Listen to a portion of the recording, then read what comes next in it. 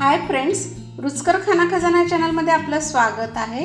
मी आज तुम्हाला मटार पुलाव मी कशी करते ते शेअर करणार आहे। तर त्यासाठी मी हा बासमती तांदूळ घेतलेला आहे लांबवाला, आणि तो मी 1-2 वेळा व्यवस्थित धुवून घेतलेला आहे। आता याच्यामध्ये जेवढं तांदूळ त्याच्यात दीडपट आपण नेहमी कसं 2 वाटी घेतो, एका वाटीला 2 वाटी पाणी घेतो, तर मी ते एका वाटीला 1.5 वाटी पाणी घेते। कारण मोकळा आपल्याला थोडासा कच्चा असा थोडासा हॉटेलमध्ये जसा मिळतो ना भात, थोडासा अगदी कच्चा असा तसा त्याप्रमाणे आपल्याला इथे भात करून घ्यायचा आहे। तर त्यासाठी मी आता इथे 1.5 वाटी पाणी घालते आहे, आणि त्याच्यामध्ये मी आता चवीपुरतं मीठ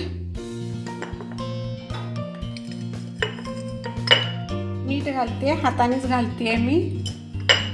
आणि त्यात थोडंसं आपल्याला साजूक तूप घालायचं आहे, जेणेकरून तो भात पूर्ण छान असा मोकळा आणि त्याला एक स्वादही असा छान येईल। त्यामुळे मी थोडंसं साजूक तूप घातलेलं आहे।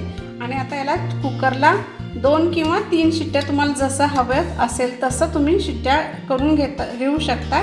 इथे मी आता 2 शिट्ट्या करून भात हा करून घेते आणि मग पुढची प्रोसेस नंतर सांगते। आता इथे छान असा हा मोकळा भात तयार झालेला आहे आणि मी थोडासा तो गार करण्यासाठी ठेवलेला आहे। आता पुढची प्रोसेस काय करणार आहे ते सांगते। आता इथे मी मिक्सरचं भांडं घेतलेलं आहे। आता आपल्याला थोडंसं ओला मसाल्याचं वाटण करून घ्यायचं आहे। तर त्यात मी इथे हिरवी मिरची छोटे छोटेसे असे 4 घेतलेले आहेत, हे तिखटवाले आहेत। त्यानंतर थोडीशी पुदिन्याची पानं घेतलेली आहेत। त्यानंतर 1 इंचभर आल्याचे तुकडे करून घेतलेले आहेत, आणि त्याच्यामध्ये भरपूर अशी कोथिंबीर घालायची आहे, आणि हे मिक्सरला आता व्यवस्थित बारीक वाटून घ्यायचं आहे। तर इथे मी गॅसवर पॅन ठेवलेला आहे, त्याच्यात 2 मोठे चमचे मी तेल घेतलेलं आहे। त्याच्यामध्ये आता आपल्याला जिरे 1 अर्धा चमचा, त्यानंतर तमालपत्रीचे थोडेसे तुकडे, आणि मी हे चक्री फूल तुकडे करून घेतलेले आहेत, त्याच्या ज्या पाकळ्या असतात ते असे सेपरेट करून घेतलेले आहेत। 1, 2, 3 दालचिनीचे तुकडे, आणि 4-5 लवंगा।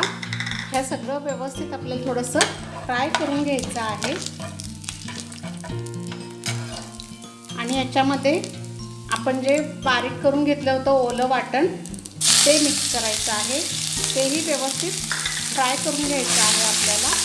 आता हा मसालाही व्यवस्थित फ्राय झालेला आहे। याच्यामध्ये मी आता आपला फ्रेश मटार, पण तो मी वाफून म्हणजे उकळून चांगला घेतलेला आहे, बॉईल करून घेतलेला आहे, तो मी याच्यामध्ये ॲड करते। तुमच्या आवडीनुसार तुम्ही वाटाणा ॲड करू शकता। तर तोही मी त्या थोडासा फ्राय करून घेते तेलामध्ये। हा मसाल्याचा मस्त वास सुटलेला आहे अगदी।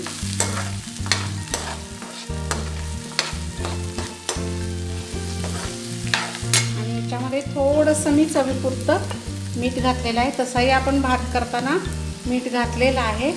थोडंसं आता मटार पुरता असा आपल्याला थोडासा घालायचा आहे मीठ, आणि हे व्यवस्थित परतून घ्यायचं आहे। अगदी सोपी रेसिपी आहे, आणि याच्यामध्ये जो आपण भात करून घेतलेला आहे तो आता याच्यामध्ये ॲड करायचा आहे। पहा किती मोकळा छान झालेला आहे भात हा। तूप सोडल्यामुळे ना, शिजवताना तूप घातलं ना की एकदम मोकळा सळसळीत असा होतो हा भात। आता मी हा भात व्यवस्थित परतून घेते। आता पहा व्यवस्थित असा हा भात परतून झालेला आहे। आपण याच्यावर आता थोडीशी कोथिंबीर घालूया। आता ही आपली रेसिपी तयार आहे। मस्त असा मटार पुलाव तयार आहे। एकदा नक्की माझ्या पद्धतीने करून पहा। अशा पद्धतीने हा मटार पुलाव तयार आहे। खमंग वास सुटलेला आहे, आणि त्याच्याबरोबर मी टोमॅटो आणि काकडीची कोशिंबीर सर्व केलेली आहे। नक्की माझ्या पद्धतीने एकदा आवर्जून करून पहा, नक्की आवडेल तुम्हाला।